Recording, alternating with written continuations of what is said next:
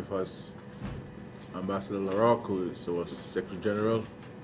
We have Ambassador of the French Republic to Dominica and the OECS.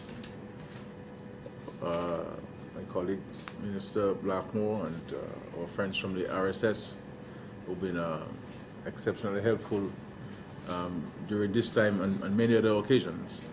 So we'd like to welcome you. And of course the media present and the listeners to the live broadcast of this press conference. Today we have been visited by the Prime Minister of Barbados, and who also is presently the chairman of CARICOM, and a delegation. They had the occasion to have an aerial tour of the affected areas in the country, and we also drove to Kulibistri and Checkall, so that he would have had an appreciation of the impact of Tropical Storm Erica on the country's human and physical infrastructure. He is my chairman, and I will yield to him in a short while. But before we do that, I would like to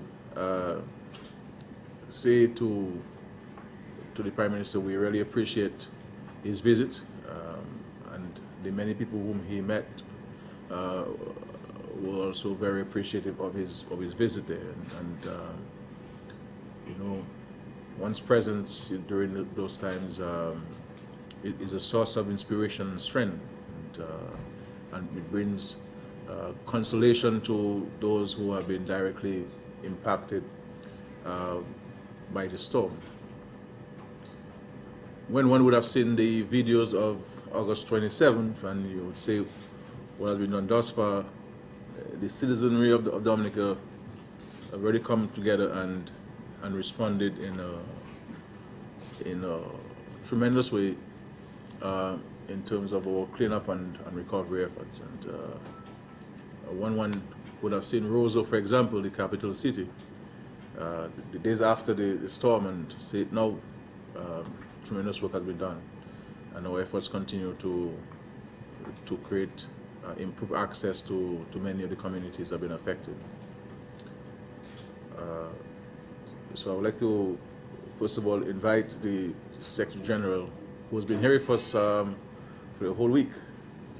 You came in last week Thursday, and he's been here with us, assisting us and guiding us and providing logistical support to us, coordinating a number of events on our behalf and with us.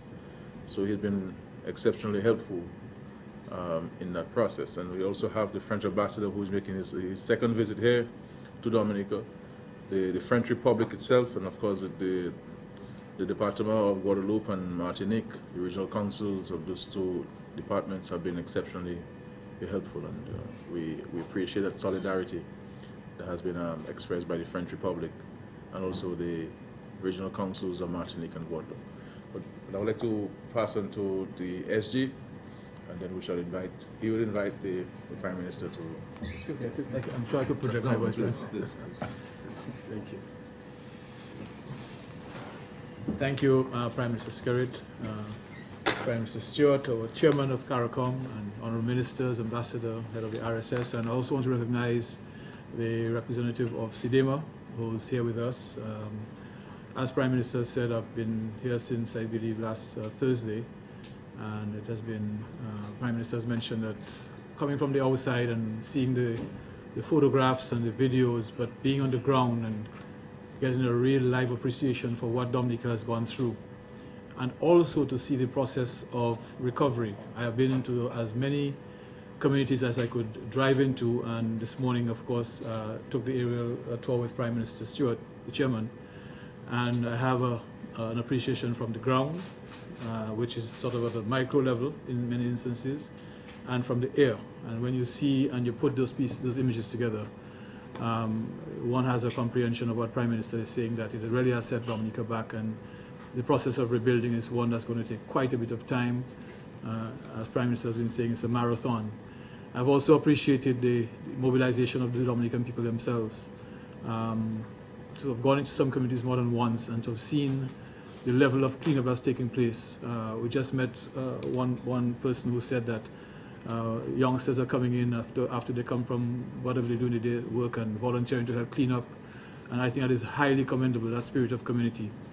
And that spirit of community also extends to the Caribbean community. Prime Minister is here as our chairman. I mentioned CDIMA, which is also a CARICOM institution, and each and every one of our member states have made a contribution in one way or another, as well as the private sector in many of our member states. So the community is with Dominica in this process. And with those few words, I would like to introduce our chairman, Prime Minister Stewart, the Prime Minister of Barbados, who is the current chairman of CARICOM. Honourable Prime Minister.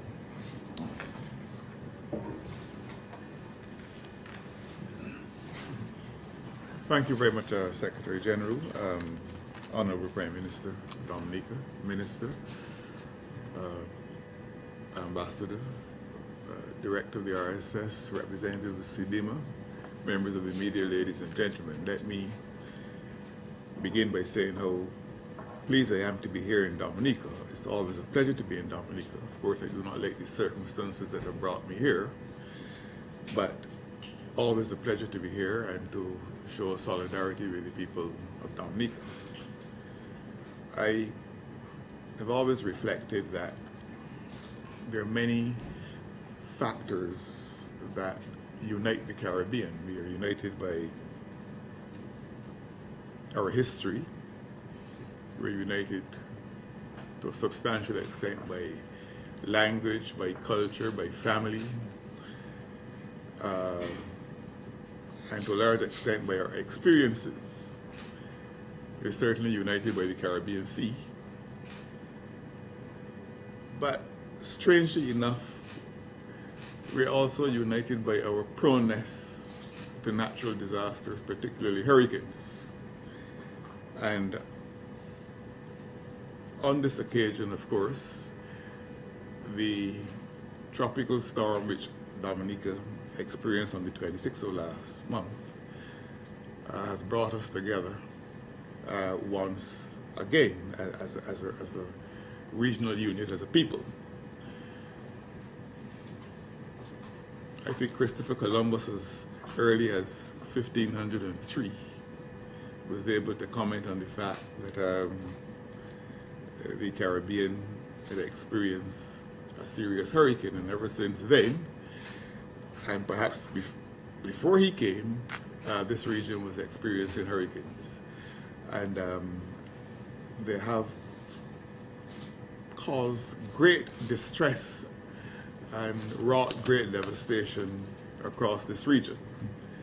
And that's why we have to stand in solidarity with one another, because it's Dominica this time around, but we don't know whose turn is next, because the truth is, annually, we all have to sit up and maintain an alert for which of these islands will be struck by a hurricane, and we are always lucky when hurricanes pass or don't mature enough to affect our respective countries. I want to say thanks to the distinguished Prime Minister of Dominica and the people of Dominica for the very warm hospitality and the very charming manner with which I was received here today. That is nothing unusual about Dominica, but it bears repetition. The charm of manner and the warmth of hospitality are always very refreshing. I took an aerial view, I went on an aerial tour of Dominica today to look at hurricane hit areas, and I was astounded, quite frankly, by what I saw. I mean, it's one thing to sit down in Barbados and to watch news and hear news reports about what happened here, but that is just to walk, as it were, by faith, to come and walk by sight, and to actually see what happened here in Dominica was shocking for me. And then, of course, to go on the tour on which I was carried this afternoon into certain areas to see close up what this country went through. It is really a very difficult period for the people of Dominica. And this is the point which we continue to make. The distinguished Prime Minister of Dominica, the Secretary General of CARICOM, and all of our other CARICOM leaders, that when larger countries and when international financial institutions take the view that we have developed enough to qualify us for graduation to what they call middle income status, and to disqualify us from access to concessionary financing, we have to constantly make the point that all of that may be true, but there's a certain fragility that attaches to it, because all of it can be wiped out in a few hours by a serious hurricane or by unseasonal rainfall. That happened in St. Vincent and the Grenadines 2 Christmases ago, when 17% of the gross domestic product of St. Vincent and the Grenadines was wiped out in about 3 hours. On that occasion, Dominica was affected, not as severely as now, so too was St. Lucia. And of course, over the years, we've had other countries badly affected by hurricanes. Grenada, for example, some years ago had about 230% of its gross domestic product just wiped out by a hurricane. So we've been arguing that the measure being used to disqualify us is unrealistic. It is fictional. It does not have any credible relationship with the reality of our circumstances. That we are vulnerable countries. And as I said in Barbados 2 weekends ago, when Hurricane Katrina happened in the United States of America, and more recently Hurricane Sandy, these were local events in the United States. They did not affect the functioning of the United States as a country. But when you have a hurricane in any of these CARICOM countries, they're not local events, they're national events. They affect every aspect of life across the country. And they force governments to go back to the drawing board in terms of their priorities, they have to budget and so on. So we cannot take these situations lightly. I've been very pleased on this occasion to see how quickly the people of Dominica have adjusted to this new reality, the effects of Tropical Storm Erica, and are trying to get their lives back together, as has been pointed out, and it has to be repeated, that this is going to take some substantial time. What I saw today is going to take some substantial time to repair, and I think the people of this great country will have to show enormous patience and resilience as the march back to a quality of life that corresponded to what happened, or what existed before the 26th of last month. Get back to that quality of life is going to be a very, very long journey, and will require enormous patience. But I am confident that the people of Dominica understand that. In fact, based on the spirit that I've picked up since I've been here, I'm sure they understand that, and that they will hold hands with all those persons who want to offer them assistance and to try to get things back together in this country as soon as possible. The Secretary General, of course, mentioned SEDIMA, and I want to congratulate SEDIMA for the role it has played ever since this tragedy struck here in Dominica. I'm aware that it has done an enormous amount of work and has been trying to do some goal setting for countries in CARICOM. I think one of the goals that has been set for member states of CARICOM is that each should contemplate a contribution of about $100,000 US to this effort. I Well, for a start, of course, but I just want to make it very clear that having received that information, finance of Barbados, that $100,000 should be made available to Dominica as soon as possible. And of course, we will put all the machinery in place necessary to ensure that that money is received in this country post haste, because we recognize that this is money that is needed to try to get this country back on its feet and to get some normalcy restored to the lives of our people. Obviously, there have been pledges of support from many of our other regional partners. Of course, in their various ways, they have been contributing to the effort here in Dominica to restore some level of normalcy to life, and they all have to be thanked and congratulated. The French government has been exemplary in its assistance to the effort here. There have been pledges of assistance from the United Kingdom, the United States of America, various international financial institutions. Of course, the Caribbean Development Bank has been in there, so too has been the University of the West Indies. Proof were any needed that we in the Caribbean are mature enough and know how to respond to emergencies of this kind. And I just want to say to the people of Dominica that, and to say to the distinguished Prime Minister that this is a moment in time, it must not be mistaken for eternity.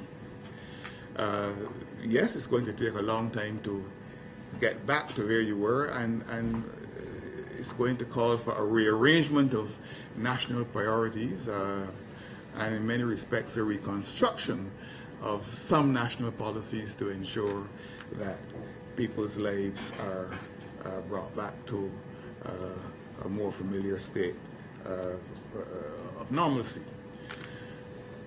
But Dominica can count on the support of its CARICOM neighbors, can certainly count on the support of Barbados. The Dominican community in Barbados has been fully mobilized and is doing a commendable job in trying to get various forms of assistance into this country. And the government of Barbados, of course, is keeping an eagle eye out to see in what respects it can contribute to restoration effort here in Dominica. So I had to come to say it in my capacity as chairman of CARICOM, but I also had to say it in my capacity as Prime Minister of Barbados.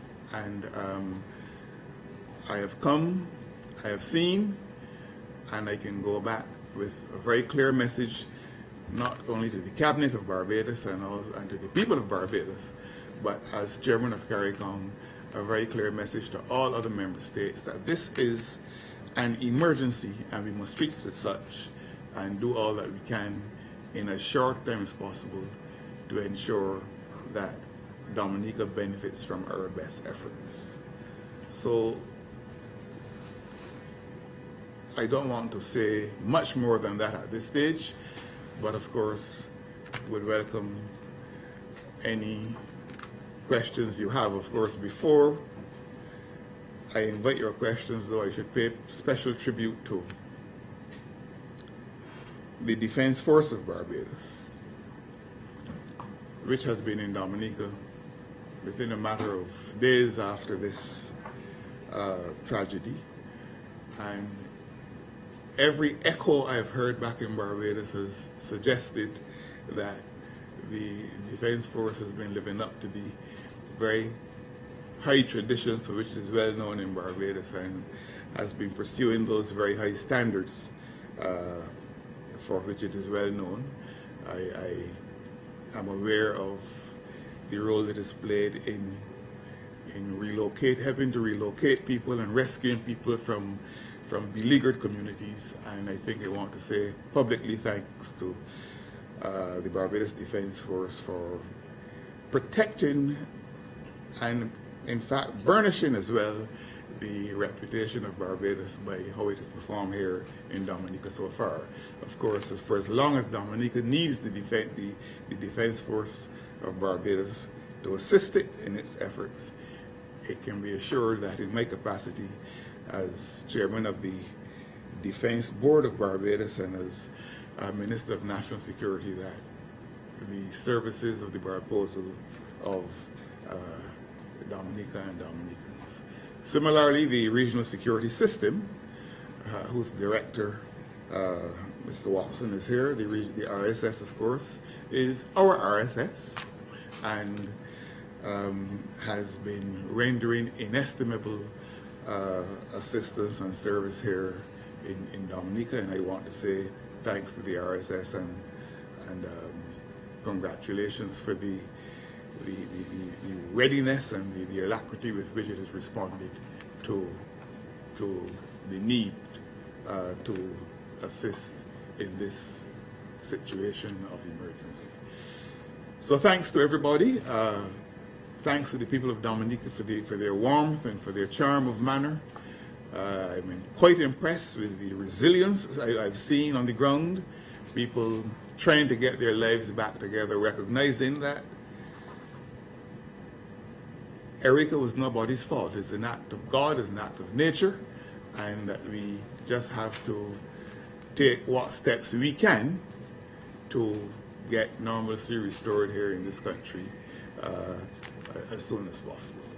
I invite your questions. Thank you very much.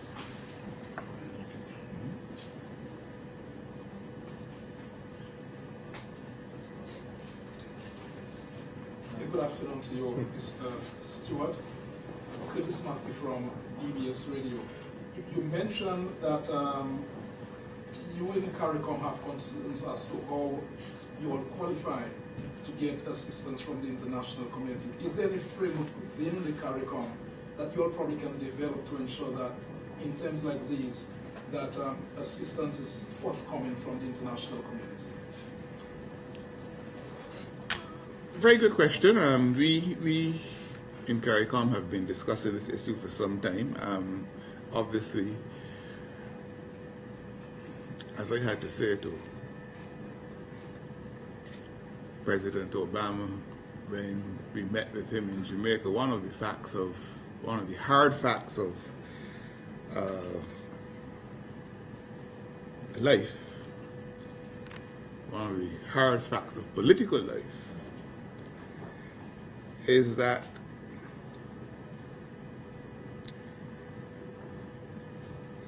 to quote the Greek historian Thucydides, the strong exact what they can,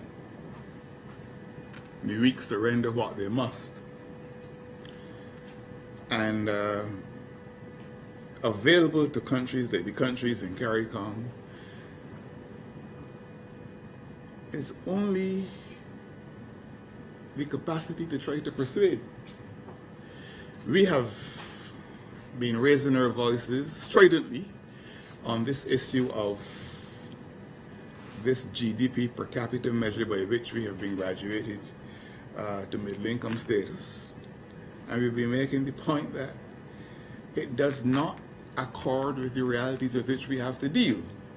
Now, I have to confess that it seems to me that some of these countries are beginning to understand us, and I believe that in the fullness of time we'll begin to see some change. In fact, every time we have to deal with a crisis like the one we're dealing with in Dominica now, the point is made the more eloquently. It's the Caribbean that we're dealing with today, but recently another small island developing state in the Pacific, Vanuatu, got wiped out by a natural disaster. And we've been making the point that no matter what our metrics may be saying at a given time, in terms of per capita income and that kind of thing, all of this can be wiped out by a natural disaster. And natural disasters for us are national events. They are not local events like Katrina or Sandy. So we've been deploying our advocacy and trying to get international financial institutions and the larger countries of the world around to our view. We do have in place the Caribbean Risk Insurance Facility, from which Barbados was able to benefit, I believe, around the year 2010 when we had Tropical Storm Thomas, and I'm sure that, and St. Lucia was able to benefit from it as well, and I'm sure that Dominica will be able to draw on its resources if it hasn't done so already. But when we put those mechanisms in place, in the very short term, they deal with some of our more pressing exigencies. But we need a larger and more reliable framework in place to deal with our natural disasters, so that what for other countries is a sprint back to normalcy can become for us a sprint too, rather than a long, fatiguing marathon. But we are continuing to try our best. So, Minister John Powell, CC Barbados, how does this whole effort tie in with your move to impress upon people that issues of global warming are important? I know that's the tropical storm or hurricane, but it's an issue that we've been focusing on for a long time. Well, climate change. We're going to be discussing climate change in Paris in December. And as in the same way that every time we have an occurrence like this, it strengthens our argument in relation to GDP per capita. It also strengthens our argument in relation to climate change events. I've been hearing the narrative today that rivers in Dominica, ordinarily very tame, strangely acted up this time around, and that levels of rainfall that some countries don't get in a year, Dominica recorded during this period of Erica. And that makes the point that for us here in the Caribbean, for us in CARICOM, climate change is not an academic issue. The scientists can continue to argue as to whether climate change is real or not. And we know that the scientific community is still divided on the issue. Those scientists who it suits like to say that climate change is a myth. But for us here in the Caribbean, it is a reality. And when St. Vincent and the Grenadines 2 Christmases ago experienced unseasonal rainfall of particular severity, and when very tame rivers in Dominica, known to be tame for many, many years, just act up suddenly, and when Dominica can experience more rainfall in a few hours than some countries get in a year in the Caribbean, then we know that climate change is not an academic issue for us. It touches lives, it disrupts communities, it destroys businesses, it hobbles infrastructure, and of course, when all is said and done, the expenditure requirements of these islands are profoundly affected. And money that should be spent on education and health has to be spent on roads and bridges. And those are the realities for us. So when we go to Paris, this is yet another example of, another dimension of our argument to be put there. If I may. Yeah. The point that needs to be made is that the Caribbean's contribution to climate change is almost nil. But yet you see the small island states of the Caribbean suffering the brunt of it. And climate change is a living reality for us in the Caribbean. And I think those countries that contribute the most to climate change have a moral responsibility to help us build our resilience. Rather than always coming to the aid when the damage has been done, the climate funds that have been pledged needs to be put in place to allow us to build our resilience in the Caribbean so we can better withstand these storms going forward. And that has to be the message that we're going to take globally. In New York, in the MDG Sustainable Development Summit, as well as in Paris. We just keep the advocacy is just going to have to escalate.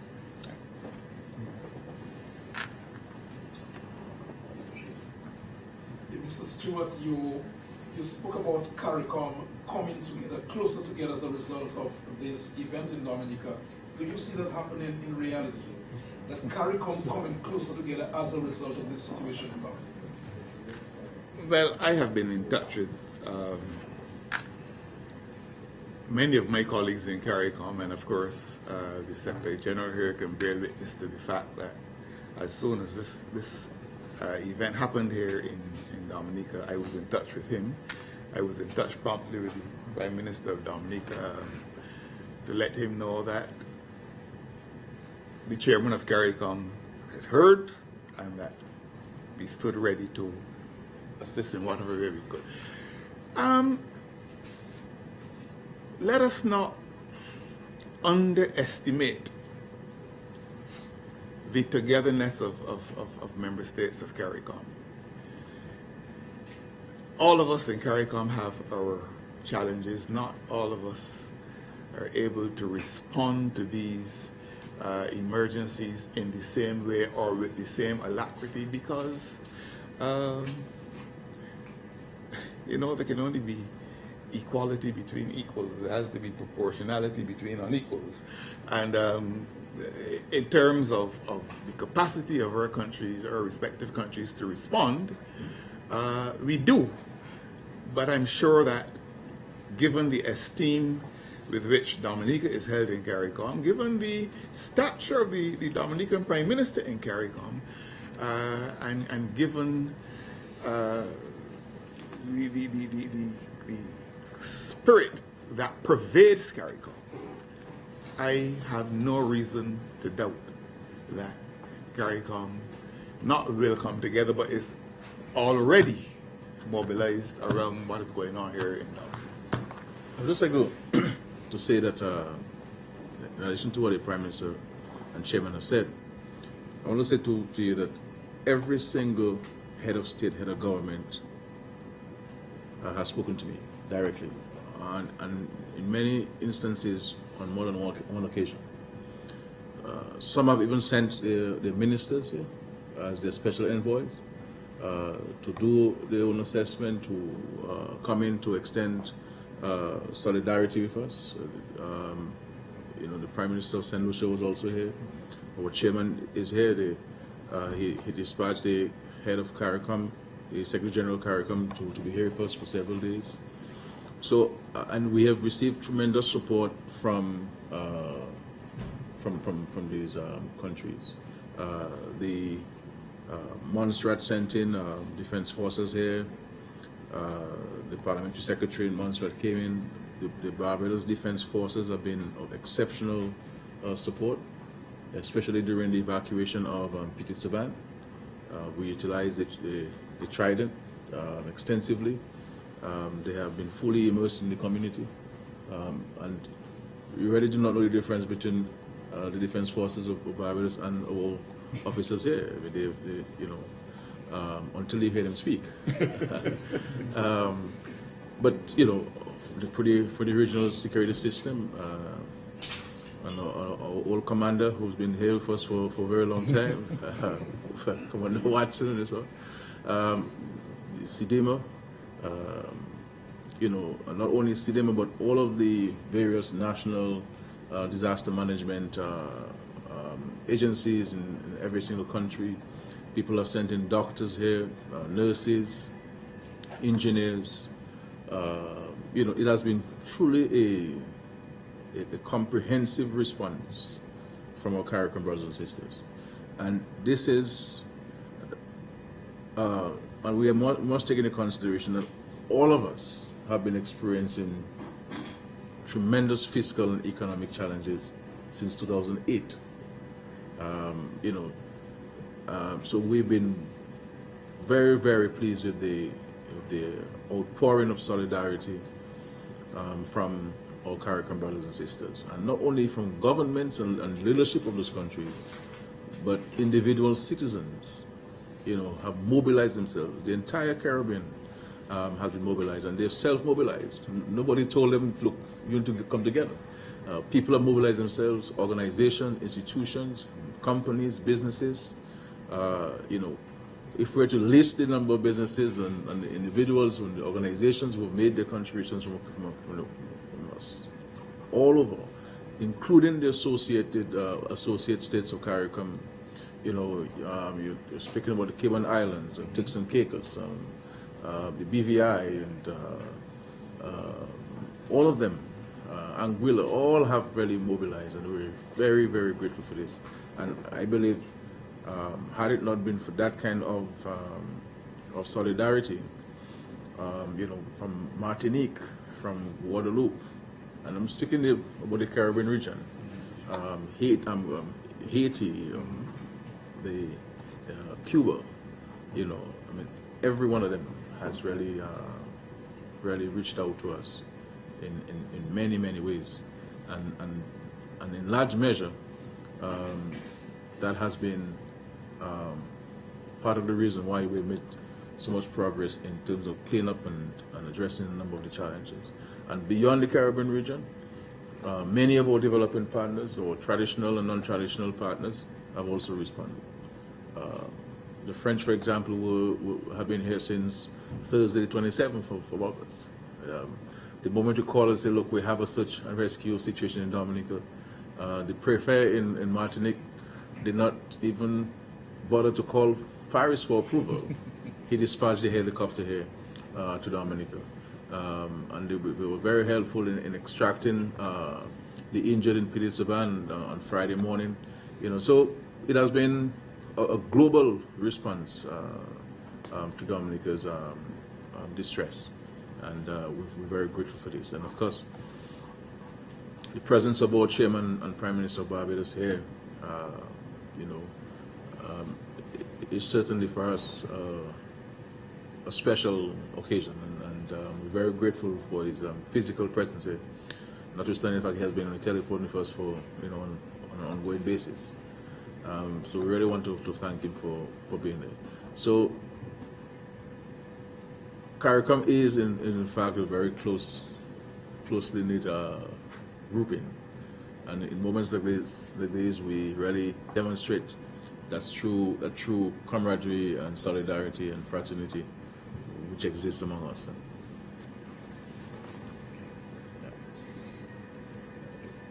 Mr. Stewart, well, he's the dean of the press corps in Dominica, which is Matthew.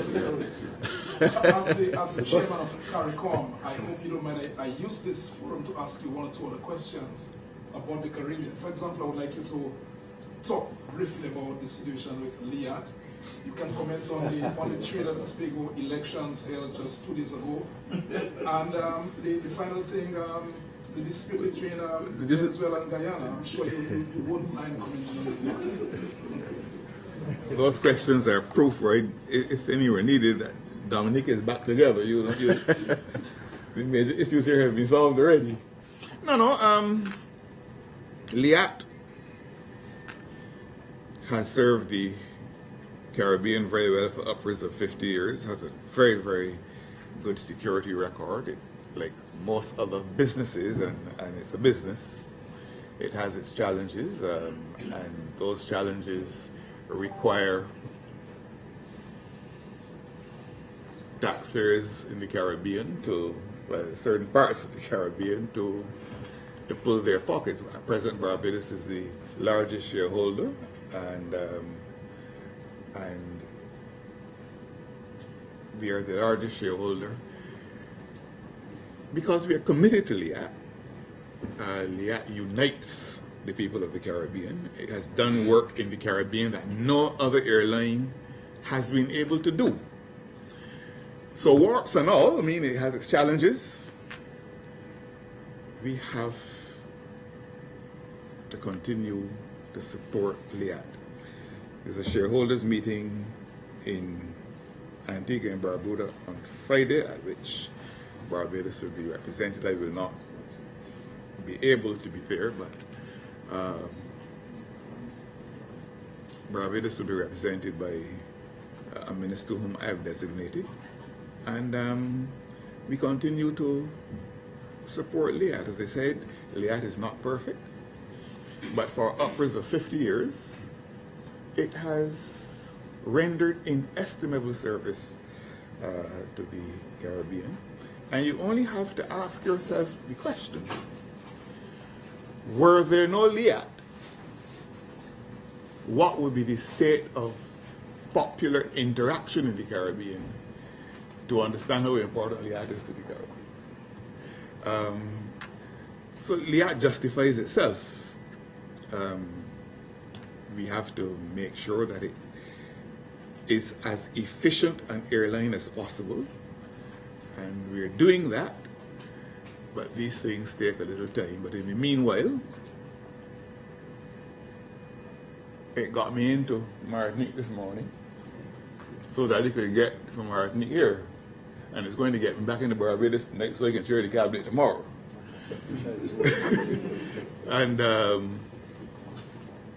And as we speak, I am sure that it is ferrying people from one Caribbean island to the other. So, yes, we are justified in talking about the high airfares as we see them and so on, but the truth is, without LIAT, interaction of the people in the Caribbean would be non-existent. And therefore we have to stay with LIAT and to give it all the support it needs while trying to ensure that it is as efficient an airline and efficiently run airline as possible. You asked about the Trinidad and Tobago election. Of course, all I would say about that is that election, acceptance by the opposition of the result, acceptance by the government of the result, acceptance by the people of the result, and life in Trinidad and Tobago continues according to all that we know. I am advised that the new Prime Minister was supposed to be sworn this afternoon around 1:30, and I wish him well. Of course, I will have to meet with him in the very near future, because Trinidad is a very important regional partner, and whichever government is presiding over the destiny of Trinidad and Tobago is an important member of CARICOM. It's a founding member of CARICOM,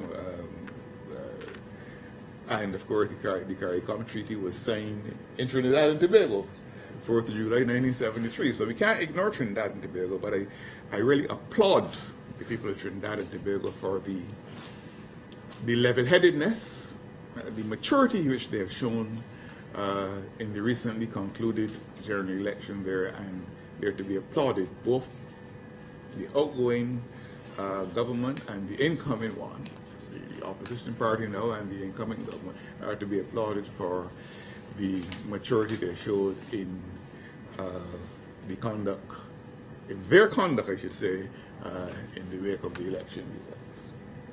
You asked about Venezuela and Guyana. You will have noted that the rhetoric issue has abated, and that a commitment to peaceful is in evidence. It's an old issue, going back upwards of 100 years. There was an arbitral determination of the And that has led to the present state of affairs between the two countries. But and I met with the Barbados a few weeks ago. Venezuela has no belligerent designs on Guyana. I was given that assurance, and I'm sure that Guyana has no belligerent designs on Venezuela, and that both countries are committed to a peaceful resolution of their dispute. Whatever support Venezuela as a friend of CARICOM and Guyana as a member of CARICOM need in their efforts to resolve their disputes, they can count on. I want to thank you very much. The Prime Minister has to catch, has been airlifted to Barbados at 5 to catch his connecting layer flight in Martinique to get to Barbados. So we have to end now. I'm really sorry, but we have to end now so that the Prime Minister can get back to Canefield and onto Martinique. So I want to thank all of you for being present, and we appreciate your questions. Thank you very much. Prime Minister, thank you. Thank you. Thank you. Thank you. Right. That has been